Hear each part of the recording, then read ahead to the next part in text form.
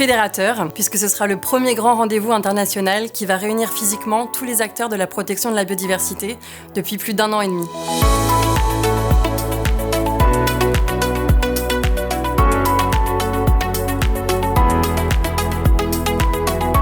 Ce congrès, c'est une étape importante pour préparer la COP15 de la Convention sur la diversité biologique, qui aura certainement lieu en 2022 en Chine et qui doit définir un cadre international pour mettre un terme à l'érosion de la biodiversité. Les principaux enjeux de la négociation seront la protection de 30% des terres et des mers au niveau mondial d'ici 2030, la réduction des pollutions, la lutte contre le changement climatique et la lutte contre la déforestation.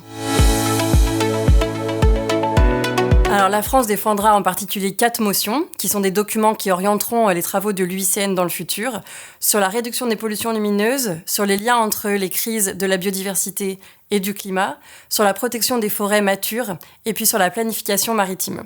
On souhaite aussi soumettre une motion urgente sur les liens entre la pandémie actuelle et la crise de la biodiversité, dans le cadre de l'approche qu'on appelle une seule santé.